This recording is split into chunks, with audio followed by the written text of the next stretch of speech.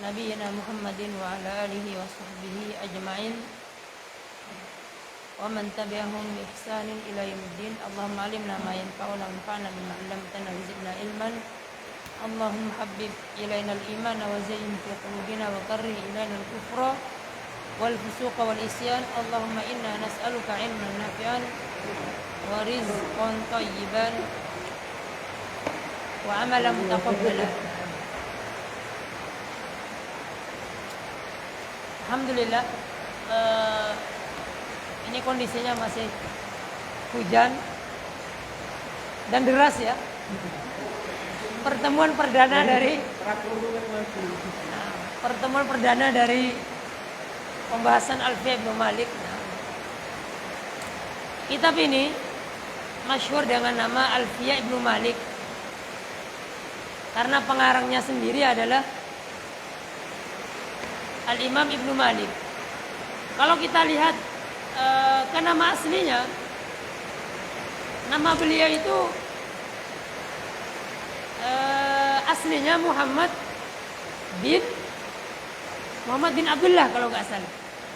Muhammad bin Abdullah bin Malik ya. Bentar, kemarin lupa. Nah kemarin ada catatan kaki itu.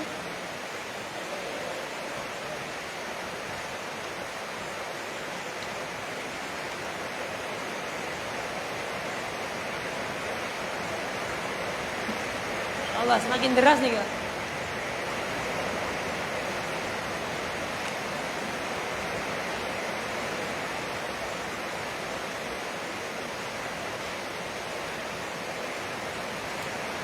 Baik, nama asli beliau itu Muhammad bin Abdullah bin Malik. Jadi Malik itu nama apanya? Kakeknya. Sama seperti Imam Syafi'i ya. Imam Syafi'i itu terkenal dengan nama kakeknya. Kan nama aslinya Muhammad bin Idris bin Syafi'i. Jadi Syafi'i itu nama kakek beliau. Dengan Ibnu Malik ini juga nama aslinya adalah Muhammad. Nama ayahnya Abdullah. Nama kakeknya Malik. Tapi terkenalnya dengan nama kakeknya. Bahkan sebagian ulama yang membuat biografi beliau itu mengatakan Muhammad bin Abdullah bin Malik. Jadi Malik itu kakek kedua ya malahan. Itu adalah khilaf antar para ulama. Intinya beliau itu terkenal dengan nama buku ini terkenal dengan nama kakek beliau yaitu Ibnu Malik, Alfiyah Ibnu Malik. Dan bait syair ini sebenarnya tidak 1000 pas ya. Kalau kita lihat di cetakan ini, beliau itu ada berapa bait? Kalau kita lihat di cetakan ini, tapi ini separuh gitu ya. Kalau di situ berapa? Hah? 1002 bait. Ya, 1002 bait. Jadi gak pas 1000. Tapi itu adalah apa ya? Hanya lebih sedikit. Biasa dari kebiasaan ulama itu 42 digenapkan jadi 40, 1002 digenapkan jadi 1000. Nah. Dan kalau kita melihat ini Pak, aslinya beliau itu malah asalnya beliau itu dari kota Andalusia. Spanyol. Makanya kata asli beliau itu adalah Muhammad Abdullah bin Malik bin Toy al-Jayyani. Jayyan itu salah sebuah kota di Andalusia sana yang sekarang menjadi 2 negara besar, Spanyol dan Portugis. Jadi dulu Andalusia itu adalah sebuah negara Islam yang begitu besar yang banyak sekali memiliki para ulama, dan di sana peradaban Islam tidak sebentar, bahkan menembus 800 tahun atau 8 abad. 800 atau 800 abad. Nah, dari tahun 100-an Hijriah sampai 800 akhiran. 800 sampai 900 begitu. 800 akhir. Nah, dan yang mendirikan adalah orang-orang Umayyah. Karena khilafah kita ketahui, Pak. Ini ngomong khilafah. Pemerintahan Islam yang memiliki nama khilafah itu kan dimulai dengan Rasulullah jelas 11 Hijriah beliau wafat, Sallallahu Alaihi Wasallam. Terus diganti dengan Abu Bakar 2 tahun, jadi 11 tambah 2 13. 13 dilanjutkan oleh Umar selama 10 tahun, berarti 23 Hijriah. Sekarang 1443 atau 44? Loh, lupa tahun Hijriahnya. 1440? Enggak, 1444. Ini Umar sampai 23 Hijriah. Terus dilanjutkan oleh Utsman 12. Berarti ketemunya 35 Hijriah. 35 Hijriah dilanjutkan oleh Ali bin Abi Thalib selama 5 tahun, berarti 40 Hijriah. 40 Hijriah Ali meninggal, terbunuh ya, sebagaimana Utsman juga terbunuh. Dilanjutkan oleh anaknya yaitu Hasan selama beberapa bulan. Tapi beliau melihat perselisihan antara orang timur dan orang barat, antara kubunya pengikutnya Ali bin Abi Thalib yang waktu itu ibu kotanya di Irak ya, atau Kufah, dengan orang dengan orang apa? Orang-orang Syam, yaitu Muawiyah. Karena Muawiyah waktu itu posisinya adalah gubernurnya Utsman. Utsman meninggal dunia, terus Muawiyah menuntut agar pembunuhnya Utsman dikisos, tetapi Ali bin Abi Thalib belum mampu untuk menegakkan kisos. Akhirnya terjadilah perselisihan antar beliau berdua ini, dan perselisihan antar beliau berdua ini dibangun di atas ijtihad, bukan hawa nafsu, bukan dunia. Sehingga kalau orang mempelajari sejarah perselisihan Utsman bin Affan atau Ali bin Abi Thalib dengan Muawiyah, dan dia tidak benar di dalam menyikapi perselisihan mereka berdua, kalau tidak terjatuh kepada Khawarij, nanti terjatuh kepada Syiah. Hanya harus benar menyikapinya. Kembali ke ini Andalusia. Jadi setelah Hasan bin Ali bin Abi Thalib menyerahkan kekuasaan kepada Muawiyah, ibu kota Islam pindah ke Syam sana. Ke Syam sana, yaitu anak keturunannya Muawiyah yang terkenal dengan Khilafah Umayyah. Kenapa kok Khilafah Umayyah dinisbahkan atau disandarkan ke kakeknya Muawiyah kalau nggak salah, Muawiyah bin Abi Sufyan bin Harb bin Umayyah kalau nggak salah.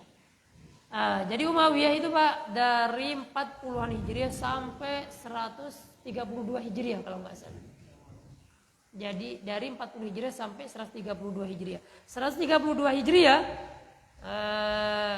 ini sudah sunatullah. Allah Subhanahu wa taala mempergilirkan kekuasaannya kepada para hamba-hambanya. Jika para hamba tersebut konsisten menjalankan syariat Islam, pasti Allah memberikan kepadanya kekuasaan. Nah, ternyata Umayyah tidak berlangsung lama, diganti oleh Abbasiyah, yang itu masih keturunannya Abdullah bin Abbas. Kenapa kok Abbasiyah? Masih keturunan Abdullah bin Abbas.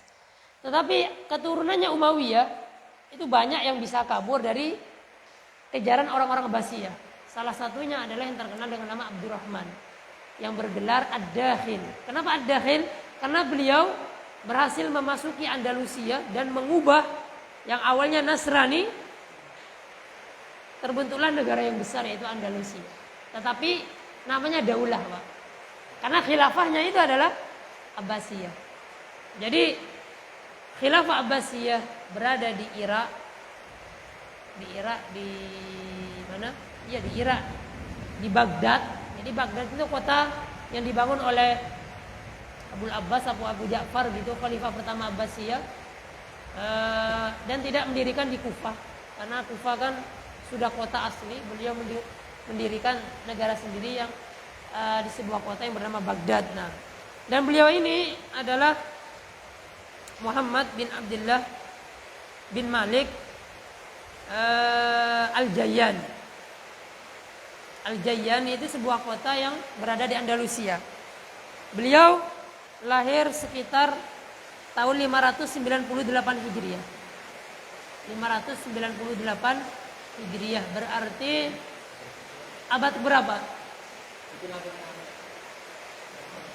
Itu di buku yang jenengan fotokopi halaman 38. Nah, halaman 38. Di jenengan yang kopi halaman 38. Tetapi sejarah-sejarah tadi yang Anda sebutkan nggak ada. Di sini hanya menyebutkan beliau itu aslinya dari Andalusia, lahir sekitar tahun 598 Hijriah di Jayyan, yaitu Andalusia. Ketemu? halaman 38 atas.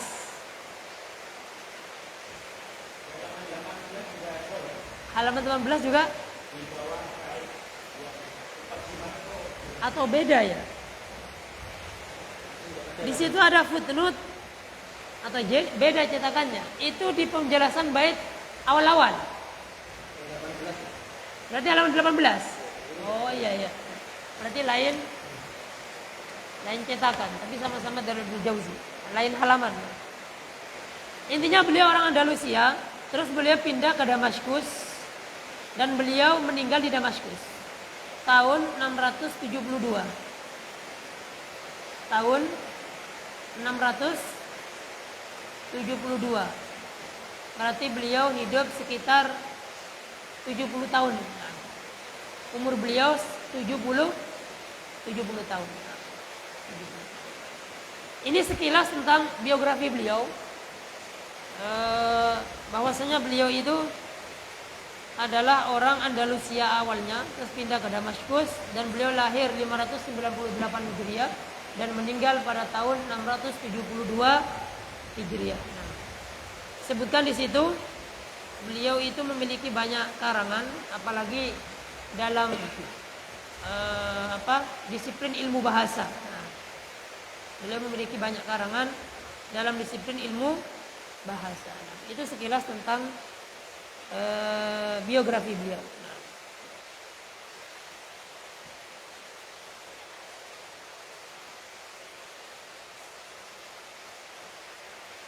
Baik, sekarang kita masuk ke bait syairnya. Kita masuk ke alfiyahnya. Di jenengan halaman itu halaman berapa, Pak? 17 ya? Itu bait syairnya berapa? 7 ya? Oh ya, berarti sama. Di ana halamannya 37 soalnya. Di jenengan 17. Itu adalah muqaddimah itu, Pak. Muqaddimah. Setelah bait ke-7, yaitu bait ke-8, baru itu sudah masuk ke materi. Nah, nggak apa-apa kita baca muqaddimahnya dahulu. Wajib menghafal apa enggak? Terserah jenengan dihafal atau enggak, yang penting kita paham bait syairnya. Nah, kata beliau di sini, qala Muhammadun wa ibnu Maliki Ahmadu Rabbillah khairu Maliki musalliyan ala nabiyil Mustafa wa alihi al-mustakmilin asy-syarafa wa asta'inu Allah fi alfiyah maqasidun nahwi biha mahwiyah yuqarribul aqsa bilahdil mujazi wa tabsutul badla biwa'din munjazi wa taqtadi birdun bi ghairi sufti fa'iqatan alfiyah tabni mu'ti wa huwa bisabkin haizun tafdila mustawjibun thana'iyal jamila wallahu yaqdi bihibatin wafirah li walahu fi darajatil akhirah. Ini adalah 7 bait muqaddimah beliau. 7 bait syair muqaddimah beliau. Jenengan ada terjemahnya itu, Mas? Iya, matanya ada. Punya Pak ini? Enten? Itu terjemahan nih? Enggak, yang ini? Ada? Ada? Boleh saya pinjam? Saya di rumah juga ada, tapi di Madura. Malah terjemah perkata ya, Masya Allah. Pustaka kitabna, Bapak Ibrahim. Muhammad bin Abdullah bin Malik. Baik, beliau mengarang kitabnya ini dalam bentuk nazam, yaitu syair. Karena sebagaimana Ana jelaskan di pertemuan yang lalu, karangan ulama dalam disiplin ilmu itu biasanya ada 2. Yang paling banyak digunakan adalah thariqah atau manhaj atau metode nasr. Ada nasrun, ada nazmun. Kalau nasrun itu biasa. Nasrun itu biasa, ungkapan atau ibarah biasa begitu. Tidak nazom. Tapi kalau nazom seperti syair. Yang biasanya di dalam ungkapannya itu ada ilmunya. Bagaimana qafiyahnya, bagaimana bait akhirnya sama, bunyinya, itu ada ilmunya intinya. Nah, dan biasanya mengarang sebuah ilmu dengan nazom itu memang lebih susah. Kenapa? Karena ingin mengungkapkan dalam bentuk syair itu membutuhkan apa? Membutuhkan ilmu. Mengungkapkan sebuah disiplin ilmu dalam sebuah bait syair itu membutuhkan ilmu. Nah, sehingga sebuah disiplin ilmu dengan menggunakan nazom atau syair itu biasanya lebih susah. Lebih jarang. Seringnya ulama itu mengarang sebuah disiplin ilmu itu dalam bentuk nasr. Dalam bentuk nasr. Nah, tapi kelebihannya sebuah disiplin ilmu itu dibuat dalam bentuk nazom itu lebih mudah dihafal. Lebih mudah dihafal. Apalagi kalau dia itu menggunakan nada ketika menghafalnya, lebih mudah. Nah, makanya biasanya sebuah disiplin ilmu yang bentuknya dengan nazom nanti pasti ada syarahnya. Dalam bentuk nasr aja ada syarahnya ya. Apalagi dalam bentuk nazom. Dan tidak semuanya orang itu ketika dijelaskan sebuah ilmu dalam bentuk nazom bisa langsung paham. Dalam bentuk nasr aja masih banyak syarahnya dan penjelasan, apalagi dalam bentuk nazom. Tapi dalam bentuk nazom itu memang lebih mudah dihafal. Baik, kata beliau di sini, bait yang pertama, qala Muhammadun, berkata Muhammad, yaitu dia adalah anaknya Ibnu Malik. Dia anaknya Malik. Dalam kebiasaan orang Arab, Pak, sering seseorang itu dinisbahkan kepada kakeknya. Ini kan Ibnu Malik ini kan nama aslinya kan Muhammad bin Abdullah bin Malik. Seharusnya kan Ibnu Malik itu Abdullah ya kan? Bapaknya pengarang kitab ini. Tapi sudah menjadi kebiasaan di dalam orang Arab, dia itu menisbahkan dirinya kepada kakeknya. Kayak Imam Syafi'i tadi. Imam Syafi'i itu nama aslinya Muhammad.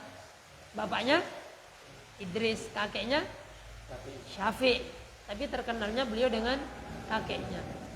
Jadi kata beliau, Imam Qala telah berkata Imam Muhammad, ya ini putra dari Ibnu Malik. Nah, cucu dari Malik sebenarnya. Ahmadu Rabbillah khairu maliki. Nah, terus beliau, saya memuji Allah Subhanahu wa taala sebaik-baik apa? Sebaik-baik raja. Nah, musallian ala Nabi al-Mustafa, kemudian beliau berselawat kepada Nabi Muhammad sallallahu alaihi wasallam al-Mustafa yang terpilih. Terus beliau juga wa alihi dan keluarganya. Al di sini bisa diartikan keluarga, bisa diartikan pengikut. Alun itu jamak. Terus mufradnya adalah ahlun. Ahlun itu mufrad, alun jamak. Alun itu memiliki dua makna. Makna pertama adalah keluarga, kerabat yang memiliki hubungan apa? Hubungan darah. Arti yang kedua, ahlun yang jamaknya alun itu adalah atba. Apa itu atba? Pengikut beliau. Jadi di sini lebih luas kalau artinya atba. Entah yang memiliki hubungan darah atau yang tidak memiliki hubungan darah, baik itu para sahabat, tabi'in atau orang-orang yang datang setelah beliau. Atau mungkin orang zaman sekarang bisa itu dikategorikan sebagai ahlun nabi. Dengan catatan artinya jika ahlun itu adalah pengikut. Dan kepada pengikutnya beliau al-mustakmilina syarafa yang menyempurnakan apa? Syarafa apa? Kemuliaan. Terus beliau wasta'inullah fi alfiyah, dan saya beristi'anah kepada Allah Subhanahu wa taala dalam menulis alfiyah ini. Saya minta tolong kepada Allah Subhanahu wa taala dalam mengarang alfiyah ini. Maqasidun nahwi biha mahwiyah, yang terkandung di dalam alfiyah ini adalah pokok-pokok ilmu nahwu. Jadi mahwiyah di sini terkandung. Jadi bolak-balik, Pak. Nah, mahwiyah di sini yang terkandung. Terus maqasidun nahwi biha, pokok-pokok ilmu nahwi. Hanya kembali ke alfiyah. Bil alfiyah, nah, hanya kembali ke alfiyah. Nah, mahwiyah itu kan dari hawa yahwi, artinya itu mencakup. Syamila yashmal. Jadi alfiyah ini kata beliau, saya meminta tolong kepada Allah dalam menulis alfiyah ini. Yang alfiyah ini mengandung apa? Pokok-pokok ilmu nahwu. Terus tuqarribul aqsa bilafdzil mujazi. Beliau masih menjelaskan tentang alfiyah beliau ini. Alfiyah ini kata beliau, ini dhamir hiya, Pak ya, kembali ke tuqarribu kan dhamir hiya. Kembali ke alfiyah. Jadi alfiyah ini kata beliau tuqarribul aqsa, mendekatkan yang aqsa. Aqsa itu apa? Jauh, luas. Karena nahwu itu sangat luas, nahwu sorof ya. Jadi kitab ini sebenarnya nahwu sorof, Pak. Nah, cuma terkenalnya dengan apa? Buku nahwu. Buku ini mencakup sorof juga. Alfiyah ini mencakup sorof juga. Jadi nahwu dan sorof. Jadi karena nahwu ini sangat luas, sorof juga begitu luas. Mudah-mudahan dengan alfiyah ini bisa, Pak, didekatkan yang luas itu, diringkas begitu, bilafdzil mujazi, dengan lafaz yang ringkas. Mujaz itu ringkas. Terus kata beliau, wa tabsutul badla biwa'din munjazi, dan membentangkan al-badla itu apa ya? Semangat dengan janji yang pasti. Intinya ketika seseorang itu beliau memberikan keoptimisan kepada setiap orang yang belajar alfiyah, insya Allah alfiyah ini memberikan janji kepada kita itu pasti bisa memahami ilmu nahwu. Jadi beliau memberikan rasa optimis kepada kita, insya Allah nahwu yang begitu luas, nahwu dan sorof yang begitu luas, insya Allah akan kita ringkaskan dalam apa? Bait-bait atau lafaz-lafaz yang ringkas, sehingga insya Allah ini akan memberikan janji kepada kita, insya Allah kita bisa menguasai apa? Nahwu dan sorof yang begitu luas. Nah, terus kata beliau lanjutnya, wa taqtadi ridon bi ghairi sukhti. Alfiyah ini akan memberikan atau menawarkan kepada kita keridoan, kepuasan dalam belajar. Ini beliau menekankan lagi bahwasanya insya Allah buku ini apa ya? Sangat padat gitu. Jadi insya Allah jenengan akan ridho dan puas dengan mempelajari buku ini. Taqtadi ridon bi ghairi sukhti, dan tidak akan kecewa. Tidak akan suhtun itu apa ya? Suhtun itu kayak godop apa? Apa godop? Marah. Ya. Insya Allah jenengan tidak akan kecewa. Jenengan akan ridho, jenengan akan warak marem, begitu. Ini masih mukaddimah ya. Fa'iqatan alfiyata ibni Mu'ti, dan beliau juga memberikan rekomendasi. Fa'iqatan itu mengungguli. Faqayafuku fa'ikun, terus fa'iqatan karena alfiyah, pakai tak marbuto. Karena alfiyah, kembali ke alfiyah semua ini, Pak, tadi. Yang hiya itu kembali ke alfiyah semua. Jadi alfiyahnya saya ini fa'iqatan, lebih mengungguli alfiyahnya Ibnu Mu'ti. Ada seorang ulama namanya Ibnu Mu'ti. Ibnu Mu'ti itu di sini ada di bawah itu, Pak ya. Catatan kaki ya. Nah, Ibnu Mu'ti itu memiliki karangan dalam masalah apa? Dalam masalah nahwu dan sorof yang namanya juga alfiyah. Dan itu masyhur. Kata beliau, hakadha bil ya'i fi aktsari an-naskhi. Seperti ini ada ya-nya di rata-rata apa? Naskahnya atau manuskripnya. Maksudnya ya Ibnu Mu'ti itu, Pak. Karena ada di sebagian naskah itu tanpa ya. Jadi Ibnu Mu'ti tanpa titik. Nah, tanpa ya. Jadi Ibnu Mu'ti langsung tok begitu. Ini beliau menjelaskan tentang naskah atau manuskrip. Karena manuskripnya Alfiyah, Pak, itu nggak hanya satu biasanya. Dan biasanya tidak hanya dalam satu negara biasanya. Misalkan di Saudi ada manuskripnya.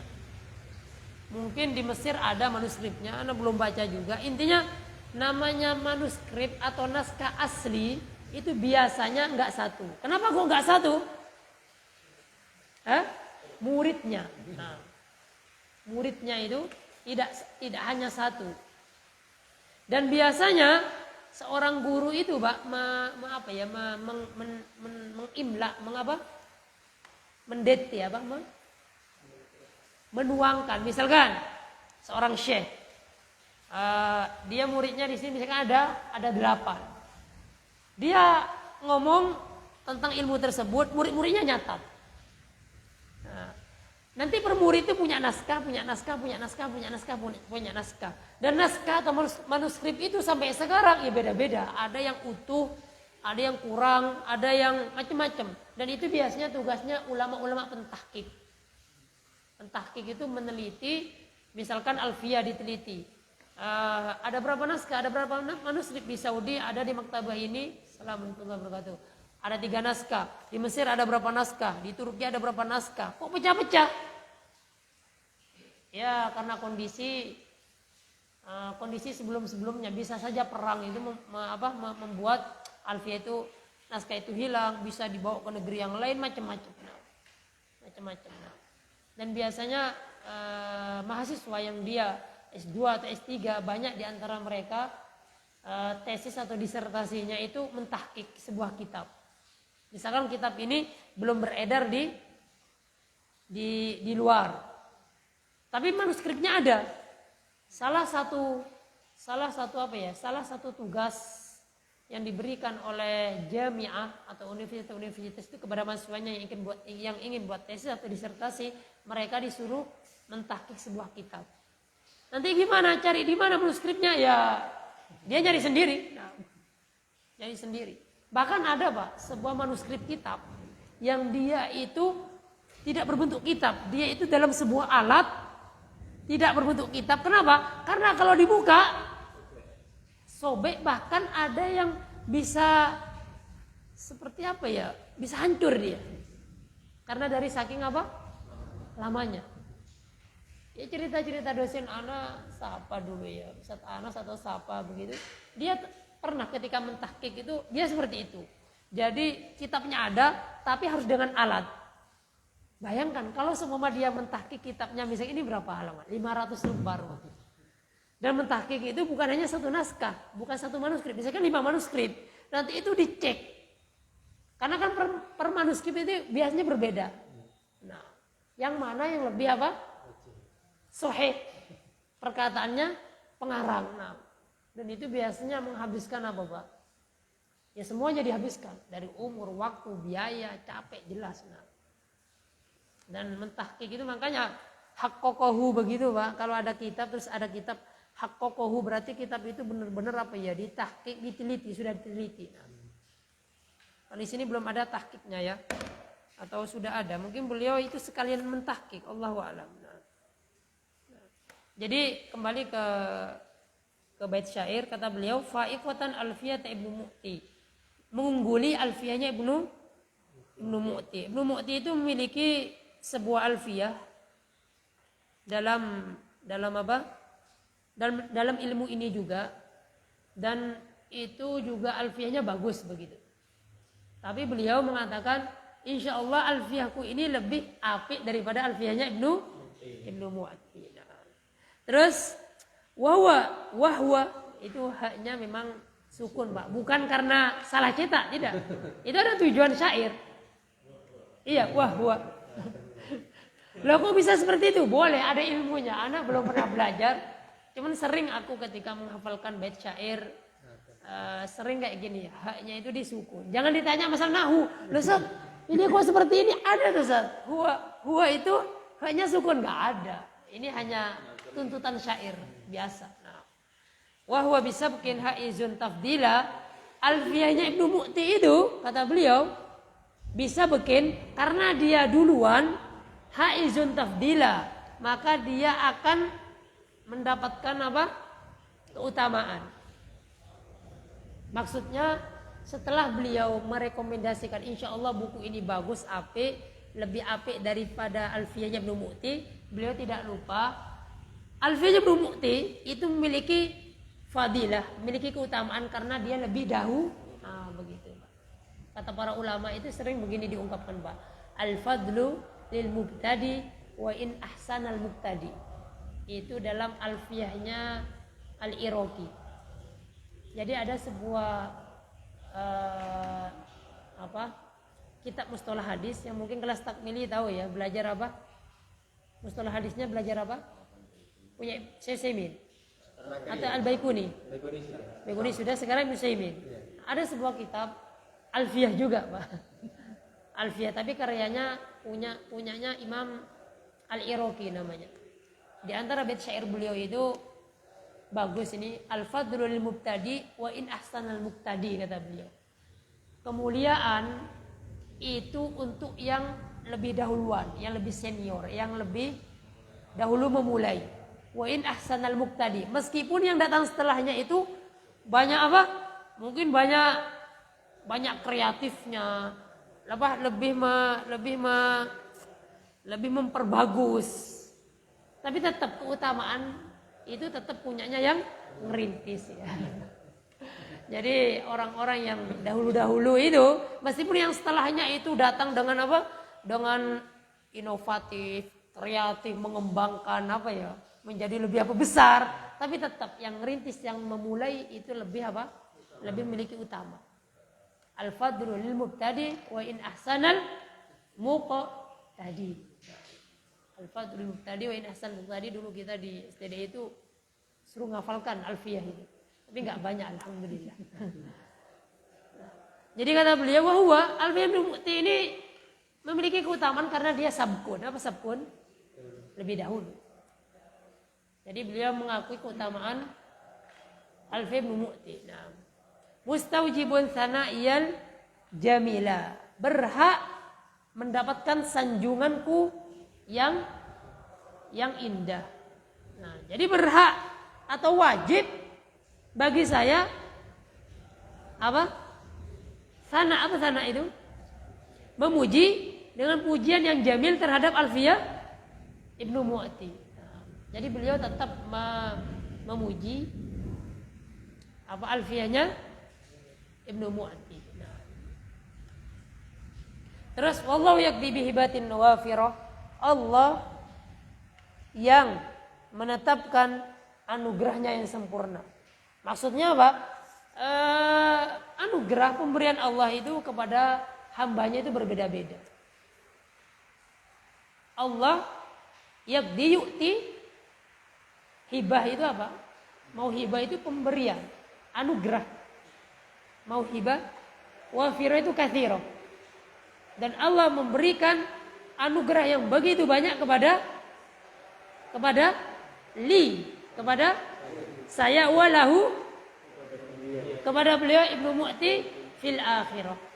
Darajatil akhirah, derajat kedudukan di akhirat. Jadi beliau berdoa, semoga Allah memberikan anugerah yang banyak kepada saya dan kepada beliau dengan kedudukan yang tinggi di akhirat.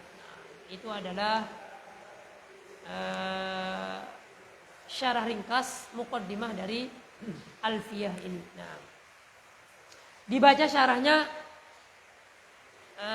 setelah ana syarah dengan ringkas makna dari bait syairnya, kita baca tetapi tidak meluas, Pak ya. Yang penting sudah paham di apanya? Di bait syairnya tadi. Nah, baik yang baca jenengan Pak Sinten? Nggih. Pak Sinten? Nggih, Pak Sugeng. Apunten niki kula senior. Nggih. Langsung hadhihi muqaddimatun nadhim. Bismillahirrahmanirrahim. Assalamu alaikum warahmatullahi taala. Didekatkan biar kedengaran. Hadhihi muqaddimatun nadimi. Domnuha alhamdalatu Wassalatu ala nabiyyi sallallahu alaihi wasallam Wasallam. wa ala alihi wal isti'anatu billahi ta'ala ala hadhil alfiyati allati dzakara ba'dul Ba'dul sofatiha sifatiha. thumma asyara ila taqaddumi al ulama Al-allamah tibni mu'ti fi hadhil mujali fi hadzal majal. fi hadzal Baik, kata majali. beliau, hadhihi muqaddimatun nazim. Ini adalah muqaddimah dari beliau, nazim ya. Pembuat nazam, pembuat syair. Siapa? Ibnu Malik. Nah, damana alhamdulillah. Beliau mengisinya pembukaan ini, muqaddimahnya ini hanya kembali muqaddimah dengan hamdalah. Mana? Ahmadu Rabbi ya. Ahmadu Rabbi. Terus wassala ala nabi. Mana? Wasallian ala nabi al-mustafa. Wa ala alihi. Mana? Wa alihi al-mustakmilin asy-syarafa. Wal isti'anah billah. Nah, beliau setelah alhamdulillah wassalatu wassalamu ala rasulillah, beliau beristi'anah kepada Allah. Isti'anah kepada Allah, dan ini adalah bagus. Segala sesuatu aktivitas, apalagi memulai karangan ya, itu kita tidak boleh pede terlalu mengandalkan diri sendiri. Tetap kita harus isti'anah kepada Allah. Jadi isti'anah billah, beliau ista'inullah fi alfiyah. Terus beliau beristi'anah kepada Allah ala hadil alfiyah, dalam mengarang alfiyah ini. Allati dzakara ba'da sifatiha, dan beliau menyebutkan beberapa sifat alfiyah. Kayak tadi itu Pak, alfiyah ini lafadznya ringkas, tapi insyaallah isinya luas, menyeluruh, komplit. Nah, dan insyaallah alfiyah ini akan membuat kita marem gitu kan. Itu adalah sifat alfiyah yang disebutkan beliau di awal-awal itu. Di bait berapa itu Pak? Bait 4, bait 5 ya kan? Terus beliau summa asyara ila taqaddumil allamah ibni mu'ti. Kemudian beliau mengisyaratkan akan lebih dahulunya siapa? Al-allamah. Allamah ini Pak, artinya alam itu yang sangat alim. Nah, wazan fa'al. Fa'al. Fa'alun lima yurid. Itu fa'al. Nah, contoh lain misalkan yang wazan fa'al, misalkan Pak? Akal. Manna itu siyahul mubalaghah dari mani. Manna'in lil khairi mu'tadin atim. Manna itu sangat melarang atau mencegah dari kebaikan. Ini kan sifat-sifat orang yang ayat ini? Orang kafir. Jadi wazan fa'al. Nah, alam. Terus ada tak marbutoh di sini, bukan tak taknis Pak. Nah, tak marbutoh di sini bukan tak taknis, ini tak untuk mubalaghah. Untuk mubalaghah, bukan tak taknis. Karena alamahnya laki-laki itu perempuan. Laki-laki, belum mu'ti laki-laki. Jadi tak marbutohnya di sini bukan tak untuk muannats. Namanya tak untuk mubalaghah. Tak untuk mubalaghah. Allamah Ibnu Mu'ti fi hadzal majal, dalam disiplin ilmu ini. Naam. Qauluhu qala Muhammadan wa Ibnu Maliki nasaba nafsuhu ila jaddihi. Kata beliau menasabkan dirinya kepada kakeknya. Siapa kakeknya di sini? Malik. Li syuhratihi bihi, karena kakeknya ini li syuhratihi, karena beliau itu masyhur dengan kakeknya. Ibnu Malik. Jadi nama aslinya adalah Muhammad, tetapi dia masyhur dengan Ibnu Malik. Jadi misalkan seumpama Ibnu Malik itu misalnya datang ke Mesir, ada orang menemui dia, wahai Ibnu Malik. Nah, dia masyhurnya itu dengan Ibnu Malik. Nah, ya mungkin karena masyhur dengan Ibnu Malik sehingga beliau menasabkan dirinya kepada kakeknya, enggak kepada bapaknya, enggak Ibnu Abdullah. Tapi Ibnu Malik, karena Ibnu Malik lebih terkenal. Wa illa fa Abu Abdullah. Kalau tidak, Nama bapaknya beliau itu Abdullah, Muhammad bin Abdullah. Fahu Muhammad bin Abdullah bin Malik At-Tawi Al-Jayyani. Nama asli beliau adalah Muhammad bin Abdullah bin Malik Al-Jayyani. Al-Jayyani Abu Abdullah itu nama kunyahnya. Ahadul a'immah fi ulumil arabiyah. Beliau salah satu imam dalam ilmu bahasa. Dan ilmu bahasa itu sangat luas. Salah satunya adalah nahwu dan sharaf. Beliau lahir wulida fi hududi sanah 98 ba'da 500 Hijriyah. Beliau lahir sekitar tahun 598-an Hijriyah. 598 Hijriyah di Jayyan, sebuah kota di Andalusia. Wantaqala ila Dimashq. Kemudian beliau pindah ke Damaskus, fatwufiya biha, dan beliau meninggal di Damaskus. Damaskus itu Pak, yang sekarang Suriah, kota yang memiliki penuh sejarah kemuliaan orang-orang besar Islam sampai sekarang. Damaskus, Suriah, Syam ya. Syam itu kalau zaman dahulu namanya Syam. Kalau sekarang 4 negara itu. Suriah yang paling besar, Lebanon, Filistin, Yordania. 4 negara ini kalau zaman dulu namanya Syam. Yang terkenal dengan ibu kotanya Damaskus. Sekarang menjadi 4 negara dan Damaskus ibu kotanya Suriah. Nah, jadi beliau itu pindah ke Damaskus, kemudian beliau meninggal di sana. Lahu mu'allafatun adidah, beliau memiliki karya yang sangat banyak. Di antaranya adalah Alfiyah yang depan kita ini. Terus Al-Kafiyatus Syafiyah, ini juga dalam masalah nahwu sharaf sepertinya. Wa syarhuha, dan beliau memiliki syarah tersendiri. Wa ikmalul i'lam bi muthallatil kalam, ini juga Allahu a'lam apakah dalam ilmu bahasa atau tidak. Terus kata beliau, Ahmadu Rabbillah khairu maliki muslin ala nabil mustafa wa alil mustakmilina syarafa. Kita lompatin, insyaallah artinya tidak begitu iskal pada kita ya. Insyaallah artinya saya muji Allah, raja yang paling khair, muslin ala nabil mustafa, sama sebagaimana kita jelaskan di bait syairnya tadi.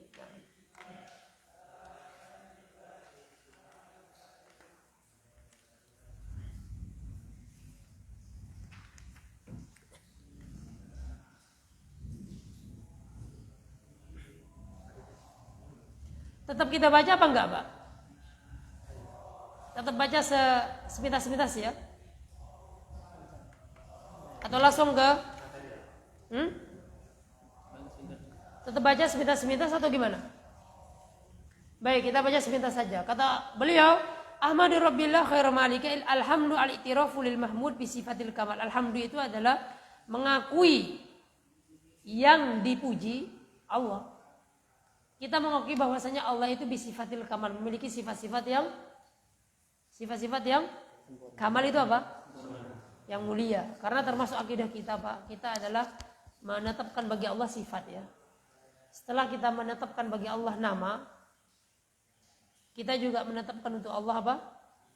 Sifat. Karena Pak, sesuatu itu semakin sempurna jika dia memiliki sifat yang sempurna. Hamba aja atau makhluk semakin apik itu kalau dia memiliki sifat yang begitu banyak dan apik, ya Pak ya. Misalkan ada seseorang namanya Ahmad, memiliki sifat jujur, penyayang, dermawan, pokoknya dia memiliki segudang apa? Segudang sifat yang sempurna. Sehingga layak baginya dipuji. Walillahil mathalul a'la. Dan Allah memiliki apa? Permisalan lebih tinggi daripada sekedar makhluknya. Jadi kita senantiasa memuji Allah Subhanahu wa taala dalam setiap apa? Dalam setiap waktu dan tempat. Itulah Pak perbedaan antara alhamdu sama asyukru. Kalau alhamdu kata para ulama bahasa, memuji baik dalam keadaan enak tidak enak, kapanpun dan dimanapun. Tapi kalau syukur biasanya digunakan ketika kita mendapatkan kebaikan dari selain kita. Misalkan jenengan kasih duit, syukron laka, enggak hamdan laka. Karena alhamdulillah itu khusus untuk Allah. Syukron laka. Itu perbedaan antara syukru dan alhamdulillah. Makanya beliau di sini ahmadu rabbi, Allah, beliau senantiasa memuji Allah Subhanahu wa taala. Terus musallian ala Nabil Mustafa. Beliau juga berselawat kepada Rasulullah sallallahu alaihi wasallam. Terus wa alihil mustakmilina syarafa, begitu juga dengan atba'uhu ala dinihi. Beliau di sini di sini mengartikan apa? Atba. Tadi kita jelaskan al itu memiliki dua makna, ya kan? Alun itu jamak, mufradnya ahlun. Ahlun memiliki dua makna. Yang pertama, keluarga yang memiliki hubungan darah dengan Rasulullah. Yang kedua, atba atau pengikut. Di sini beliau atba'uhu ala dinihi, pengikutnya Rasulullah dalam agamanya. Nah, terus beliau mengatakan wa yadkhulu fihim dukhulan awwaliyan atba'uhu min qarabatihi, dan lebih lebih masuk kepada artinya ahlun di sini, yang lebih utama lagi itu pengikutnya Nabi Muhammad dari kerabatnya. Nah, jadi kerabat Rasulullah Sallallahu Alaihi Wasallam itu lebih utama apa? Lebih utama menjadi apa? Masuk makna dari bait syair ini. Nah, selain dia memiliki keutamaan kerabat, dia juga memiliki keutamaan mengikuti Rasulullah Sallallahu Alaihi Wasallam. Terus wa asta'inullah fi alfiyah, beliau atlubul auna minallah, saya memohon pertolongan dari Allah, sebagaimana dalam hadis Allahumma la sahla illa ma ja'altahu sahla wa anta taj'al hazna idza syi'ta sahla. Nah, intinya beliau meminta pertolongan kepada Allah dalam menulis alfiyah ini. Terus maqasidun nahwi biha mahwiya wasafaha bidzalika liya'taniya biha talib hifdzan wa fahman. Beliau menyifatkan wasafaha, beliau mensifati, hanya kembali ke alfiyah. Beliau mensifati alfiyahnya itu bidzalik, dengan hal itu liya'taniya biha talib, agar penuntut ilmu itu i'tani apa? I'tani itu benar-benar fokus atau memperhatikan atau sungguh-sungguh mempelajarinya. Beliau menyifati alfiyahnya dengan mahwiyah. Mahwiyah itu apa, Pak? Mahwiyah apa artinya tadi? Mengandung benar-benar mencakup dengan padat begitu. Jadi beliau mensifati alfiyahnya dengan seperti itu agar penuntut ilmu itu benar-benar semangat mempelajari alfiyah, hifdzan wa fahman, baik dia menghafalnya atau memahaminya. Ilmu itu, Pak, yang paling apik dipahami. Yang paling apik meskipun tidak dihafal. Hafal nggak dipahami sama aja. Anak dulu punya teman, Lutfi, hafal alfiyah berapa bait? Nggak banyak, berapa ratus, paling 200, 300. Salah, aku udah 700. Anak tanya, coba ini maksudnya apa? Nggak paham aku. Untuk apa? Hafal banyak tapi karena kita mendapatkan manfaat itu dari mana? Pemahaman, bukan hafalan. Iya, kalau bisa dua-duanya silahkan. Anak berarti nggak usah hafal Quran, Ustaz. Ya enggak, menghafal Quran itu bagus, Pak. Nah, ada pahala tersendiri. Nah, kan? Setiap urus memiliki apa? Pahala. Cuma lebih baik kalau bisa dipahami. Dipahami. Sama dengan buku beliau ini, kalau bisa menghafal, Masya Allah. Bahkan ada, Pak, sebagian pondok pesantren itu memberikan ijazah sanad hafalan alfiyah. Ada untuk Untuk memompa hafalan alfiyah. Itu apa ya, Pak? Tapinya Nabi bilang tetap kurang kalau nggak paham. Lebih baik paham daripada hafal doang, tapi nggak paham. Lebih apik lagi, Masya Allah, Pak. Iya. Dan otak Indonesia itu biasanya otak pemahaman, Pak. Suruh hafal itu apa dia? Ya Allah alam. Apakah karena RAM-nya yang sedikit ya? Itu Allah yang dihibatin awafiro. Allah yang berikan apa?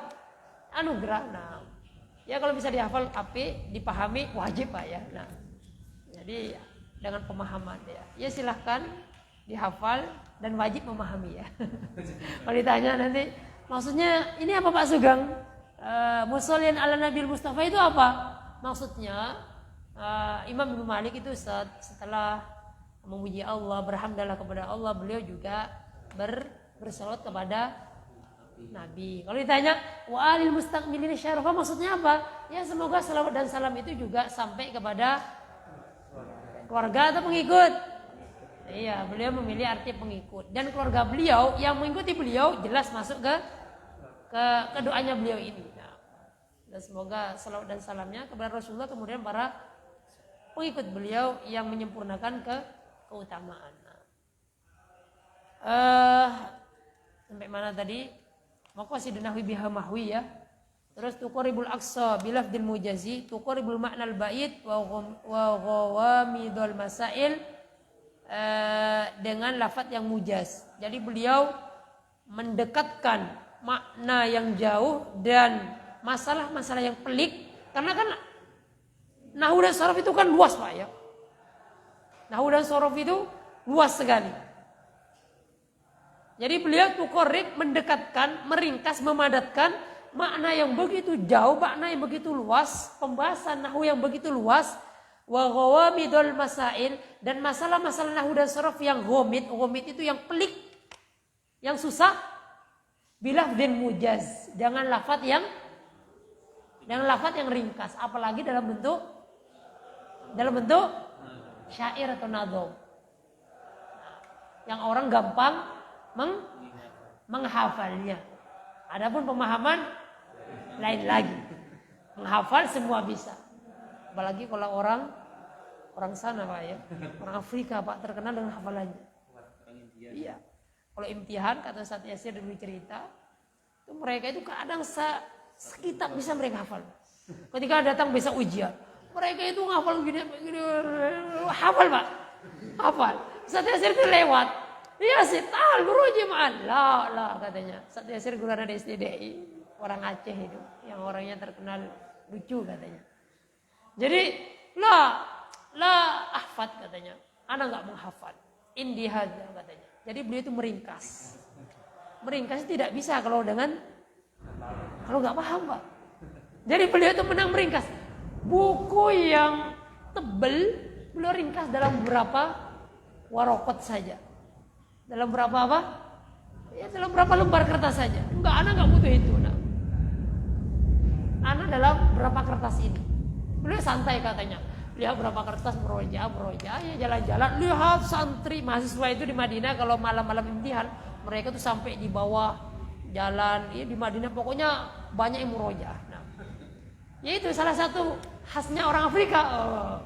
Bukan tahlilan, bukan zikir, bukan selawat, itu mereka ngafal begini-gini. Ya seperti itu cara mereka. Nah, menghafalnya kuat ya. Kalau kita ya bisa, nggak bisa Pak, panas, hang. Kita yang memahami aja, meringkas. Oh seperti ini. Ya masing-masing memiliki apa Pak? Plus minus ya. Kalau bisa hafal sama paham, masya Allah. Makanya. Rabbi zidni ilman warzuqni hifdzan atau fahman? Fahman bana. Allah mafaqihu fiddin. Jadi pahamkan. Al-faqih di sini artinya al-fahim. Nah, tapi tidak mengurangi keistimewaan hafidz Quran, Mbak ya. Karena hafidz Quran Allah Subhanahu wa taala dalam membaca Al-Qur'an saja sudah memberikan apa? Pahala ya. Al-Qur'an lain. Nah, tetap kita harus menghafal. Nanti pemahamannya di ilmu-ilmu yang ada di fikihnya, akidahnya, hadisnya.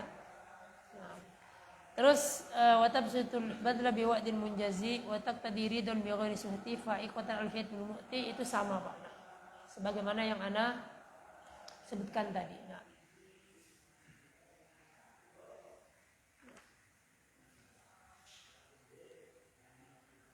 ada pertanyaan?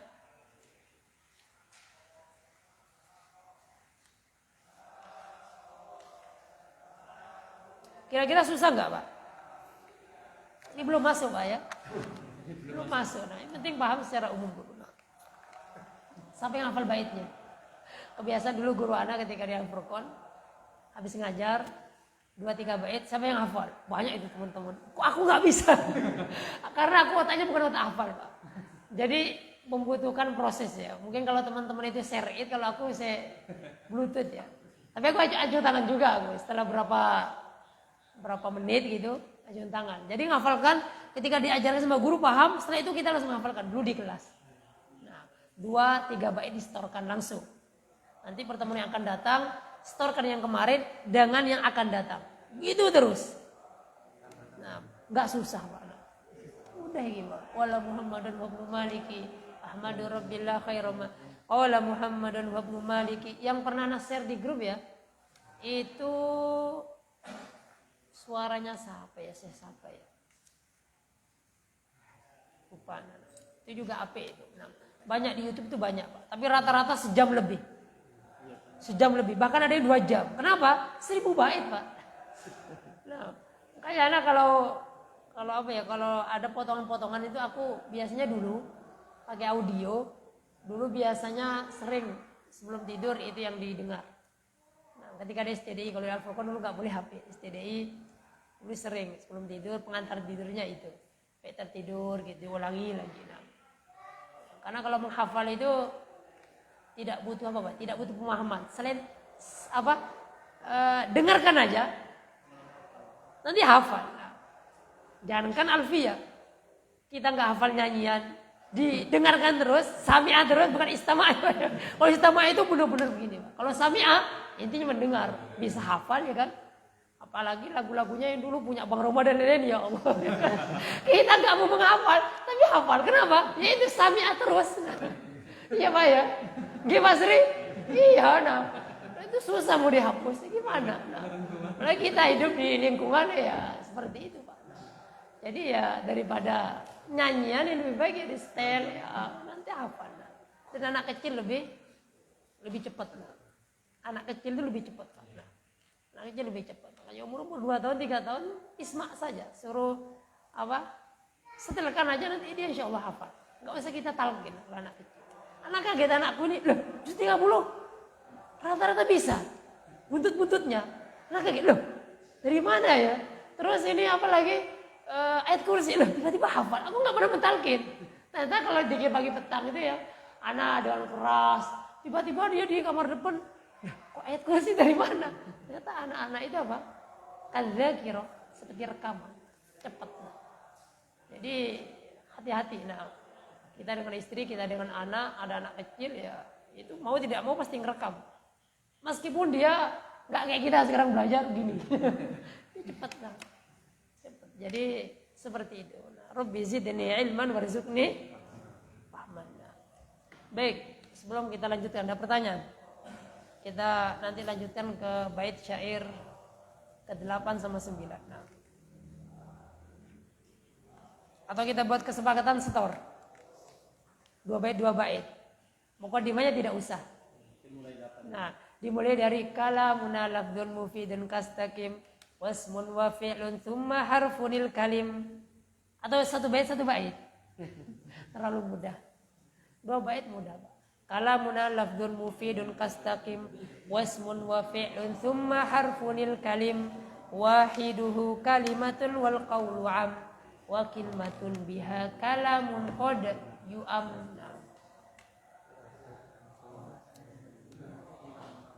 Ada yang punya masih nyimpen dulu PDF tentang apa ya, ringkasan nahwu dari Alfiyah, tapi bentuknya dalam bentuk bagan-bagan begitu.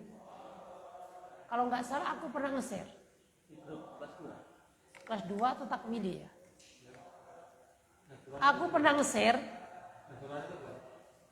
Nggak tahu ya, lupa aku. Coba di up gitu kalau aku nge-share di kelas 2. Karena itu Pak sangat membantu sekali untuk alfiyah. Kalau antum punya duit ya dan jenengan pengen fotokopi, salah satunya itu kalau bisa. Itu sangat mempermudah sekali memahami alfiyah. Jadi beliau itu mensyarah alfiyah, tapi inti-intinya dalam bentuk apa? Bagan-bagan. Ada Pak Sri? Lupa. Di takmili atau di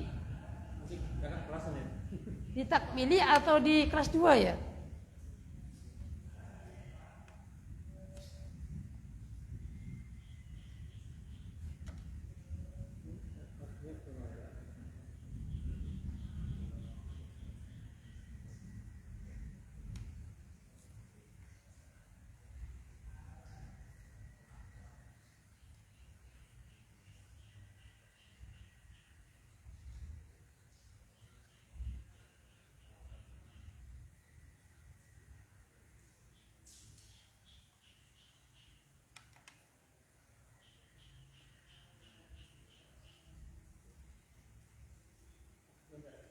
Oke?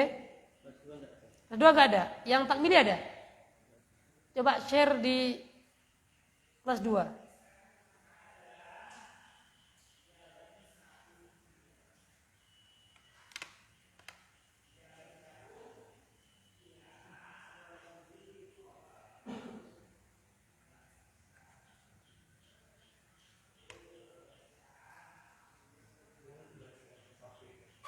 Ada?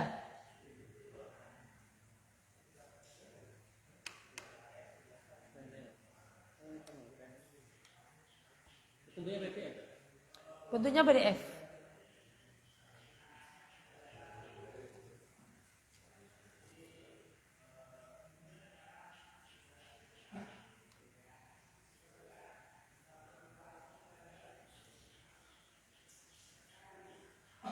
Coba Anda cari juga.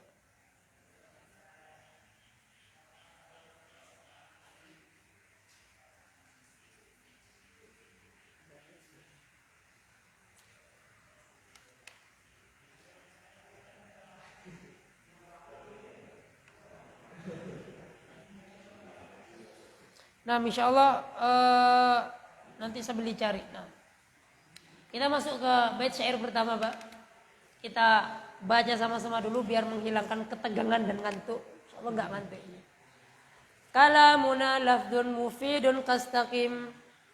Monggo. Kalamuna lafdun mufidun kastaqim. Wasmun wa fi'lun thumma harfunil kalim. Wahiduhu kalimatun wal qawlu am. Wahiduhu kalimatun wa qawlu am. Wa kilmatun biha kalamun qad yu'am. Wa kilmatun biha kalamun qad yu'am. Kita ulangi lagi. Kalamuna lafdun mufidun kastaqim. Kalamuna lafdun mufidun kastaqim. Wasmun wa fi'lun thumma harfunil kalim. Wasmun wa fi'lun thumma harfunil kalim. Wahiduhu kalimatun wal qawlu am. Wahiduhu kalimatun wal qawlu am. Wa kilmatun biha kalamun qad yu'am. Wa kalimatun biha kalamun qad yu'am. Ada yang hafal? Kalamuna. Terserah jenengan kalau pakai nada, Pak. Nanti jangan nada lirik musik aja, Pak.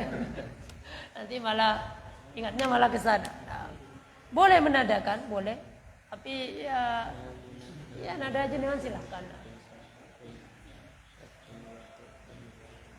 Kalamuna lafdzun mufidun kastaqim. Wasmun wa fi'lun thumma harfunil kalim. Wahiduhu kalimatun wal qawlu am. Wa kilmatun biha kalamun qad yu'am.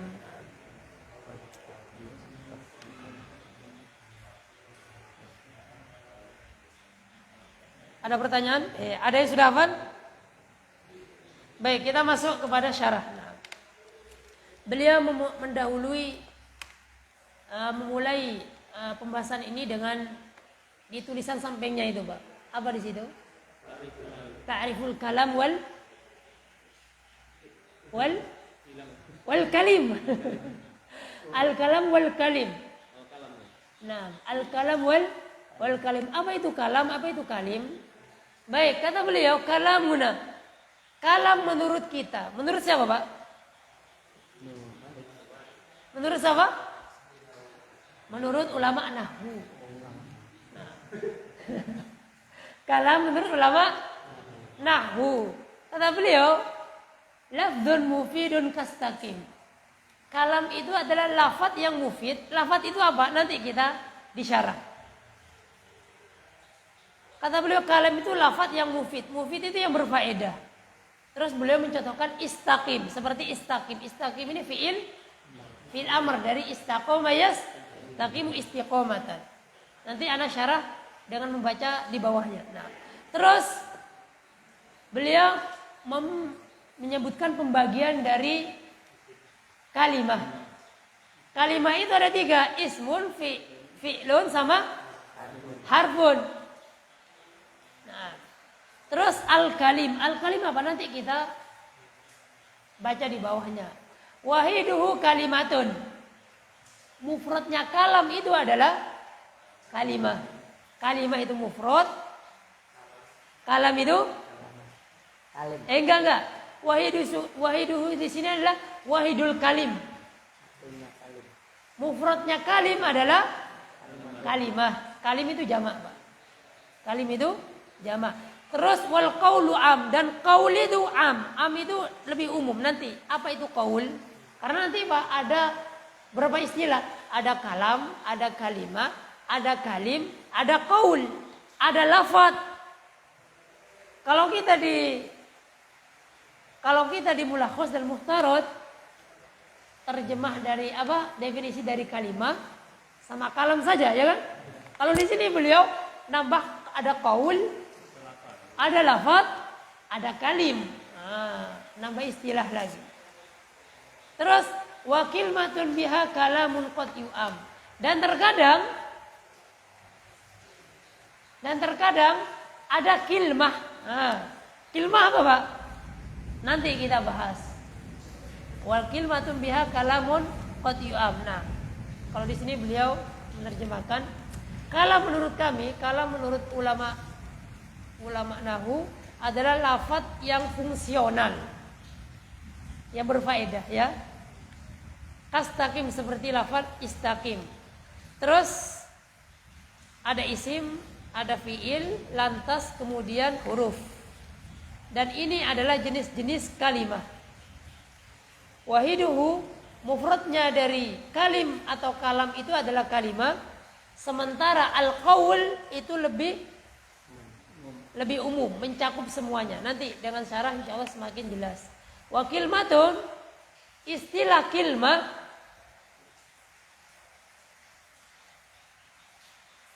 kalamun qad yu'am. Kilmah itu nanti bisa bermakna kalam. Baik, kita baca syarah biar tidak mumet. Nah. Al-kalam itu kata beliau al-lafdzul mawdu'u lima'nan mufidin aw ghairi mufidin. Ini kalam secara lughah. Kita lompatin, Pak. Pestilahan al-lafdzul mufid. Nah, baik. Ini sudah harus berdiri. Nah. Di sini beliau mensyarah kalam lughatan wa kalam istilahan. Istilah kalam secara lughah kata beliau lafaz yang namanya lafaz itu, Pak, yang keluar dari lisan. Lawannya adalah isyarat. Bahasa itu dilafatkan, bukan diisyaratkan. Makanya kalau jenengan ingin mengajarkan bahasa apapun, lafatkan. Karena tidak akan bisa dipahami kecuali dilafatkan oleh lisan, didengar oleh. Nah, ketika didengar oleh telinga, nanti diproses oleh otak, nanti baru ditiru. Mengajari bahasa apapun harus guru itu ngomong. nggak boleh pakai bahasa isyarat. Makanya Tarsan nggak bisa bahasa manusia, biasanya bahasa isyarat karena dia dengan hewan menggunakan bahasa isyarat. Nggak tahu Tarsan ada apa enggak, kayaknya nggak ada, hanya ngomong. Jadi kata beliau, kalam secara bahasa itu lafadz al-maudhu' li maknan, yang diletakkan untuk lafadz yang memiliki makna. Lafadz yang memiliki makna. Jadi lafadz yang diucapkan oleh lisan yang memiliki makna atau yang memiliki makna yang sempurna atau memiliki makna yang tidak sempurna. Misalkan, anak begini, saya pergi ke pasar. Ucapan anak ini adalah kalam. Kenapa? Karena pertama dia lafadz diucapkan oleh lisan dan memiliki makna. Gimana ciri-ciri dia memiliki makna? Orang yang kita ajak bicara dia apa? Paham. Itu namanya mufid. Terus kata beliau, au ghairi mufid, atau tidak sempurna. Misalkan, Pak Sugeng, kalau saya nanti ke pasar, perkataan saya, kalau saya nanti ke pasar, kalam enggak? Mufid enggak? Enggak mufid. Itu juga kalam, tetapi secara lugah. Menurut ulama lugha. Kesimpulannya, kalam itu diucapkan baik sempurna atau tidak sempurna. Adapun yang istilahan ini yang penting bagi kita. Istilahan menurut istilahnya ulama nahwu. Menurut istilahnya ulama nahwu hanya yang lafdzun mufidun. Jadi kata beliau, kalamuna lafdzun mufidun. Jadi kalamuna di sini kalam menurut siapa, Pak?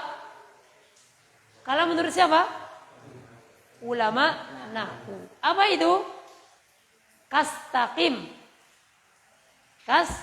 Seperti kata-kata istaqim. Apa artinya istaqim? Beristiqomahlah. Istiqomahlah. Konsistenlah. Jangan terputus. Istiqomah terus meneruslah. Nah, jadi istaqim itu fi'il amr. Wal muradu bil mufid ma yufhamu minhu maknan yahsunu sukutu an alaihi. Makna yang bisa dipahami dan yahsunu sukutu alaihi, membuat dia apa? Terdiam. Membuat dia paham. Jadi orang yang kita ajak bicara dia apa? Yaskut la yas'al. Enggak bertanya-tanya lagi. Itu arti mufid. Bihaitsu la yabqa as-sami' muntadhirun li syai'in akhar, di mana orang yang mendengar, orang yang menjadi lawan bicara kita tidak lagi menunggu-nunggu apa? Ungkapan lain lanjutannya. Nah, saya ulangi, kalam menurut ulama nahwu adalah ungkapan yang mufid. Nah, paham di sini lafdzul mufidun? Nah, ana tanya Pak Asri. Pak Asri, misalkan anak ke jenengan memberikan bahasa isyarat dan jenengan paham, misalkan, terus langsung jenengan keluar, jenengan paham ya perintah saya? Apakah ini kalam? Kenapa? Karena tidak ada lafadz. Nah, kalau begini Pak Sri, insya Allah besok, perkataan saya insya Allah besok, kalam enggak? Mufid enggak? Enggak mufid. Jadi itu bukan kalam menurut ulama lughah. Nah, jadi kalam harus mufid. Dan kalam itu Pak, susunannya paling sedikit dua. Paling sedikit dua. Isim dengan isim atau isim dengan fi'il. Isim dengan isim atau isim dengan fi'il. Ini yang terkenal dengan isim itu mubtada khobar. Isim dengan fi'il atau fi'il dengan isim atau jumlah fi'liyah. Jadi kalam dua, Pak. Jumlah ismiyah atau jumlah fi'liyah. Wa qalu al-lafdhu. Beliau sekarang mensyarah lafdhu. Lafdhu itu as-saut. As-saut al-mustamilu ala ba'dil huruf al-hijaiyah. Suara yang terdiri dari huruf hijaiyah. Bikhilafil isyarah. Bahasa isyarat itu bukan kalam. Wal kitabah. Apa kitabah? Tulisan. Jadi isyarat sama tulisan itu bukan Bukan apa? Bukan apa? Bukan lafaz. Dan bukan kalam jelas. Bikhilafil isyarah. Lain lagi atau berbeda lagi isyarat dan kitabah. Isyarat itu bukan lafaz. Wa aqdul asabi. Misalkan begini. Nah, misalkan. Nah, isyarat juga. Nah, terus wa nahwu dzalik dan yang semisalnya. Fal yusamma kalaman indaman indan nuhat, maka tidak dinamakan kalam menurut ulama nahwu. Nuhat itu apa? Ahli nahwu. Nuhat itu Pak ahli nahwu.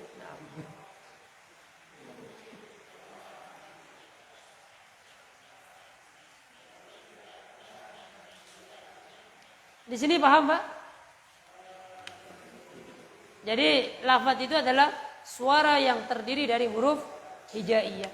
Nah, suara yang terdiri dari huruf hijaiyah bi khilafil isyarah wal kitabah wa aqdul asabi wa nahwu dzalik fala yusamma kalaman inda nuhat. Paham di sini? Paham arti dari lafaz? Suara yang keluar dari lisan yang terdiri dari huruf hijaiyah. Jaa terdiri dari jim, alif sama hamzah. Azan? Enggak ada. Masa enggak ada? Waduh.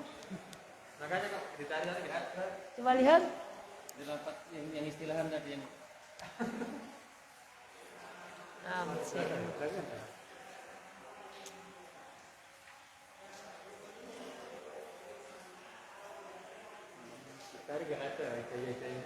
Oh, Masya Allah, berbeda ya.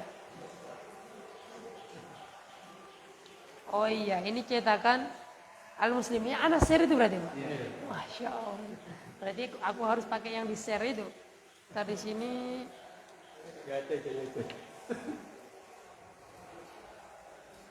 Oh iya. Nah.